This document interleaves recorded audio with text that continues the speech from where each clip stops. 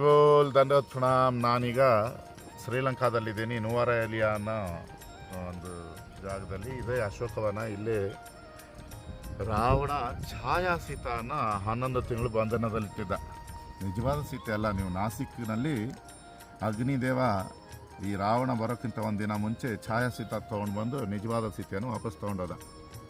ಛಾಯಾ ಸೀತೆ ಇದು ತಪಸ್ಸೆ ಮಾಡಿದ್ದ ಜಾಗ ಅಂತ ಹೇಳ್ಬೋದು. 11 ತಿಂಗಳು ಭಗವಂತನ ನಾಮಸ್ಮರಣೆ, ಭಗವಂತನ ಇದು ಮಾಡಿದಾಗ ಅವಳು ಮುಂದಿನ ಜನ್ಮದಲ್ಲಿ ಕಾಂಚೀಪುರ ರಾಜನ ಮಗಳು ಪದ್ಮಾವತಿಯಾಗಿ ಬಂದು ಅದೇ ರಾಮಚಂದ್ರ ಅವಳಿಗೋಸ್ಕರ ಶ್ರೀನಿವಾಸ ಅವತಾರ ತಗೊಂಡು ತಿರುಪತಿಯಲ್ಲಿ ಇಬ್ಬರು ಮದುವೆ ಆದರು.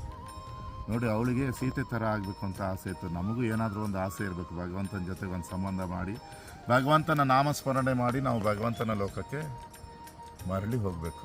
ಅದಕ್ಕೋಸ್ಕರ ನಾವೆಲ್ಲರೂ ಈ ಮನುಷ್ಯ ಜನ್ಮದಲ್ಲಿ ನಿರಂತರ ಭಗವಂತನ ನಾಮಸ್ಮರಣೆ ಮಾಡಬೇಕು. ಹರಿ ಬೋಲ್ ದಂಡವತ್.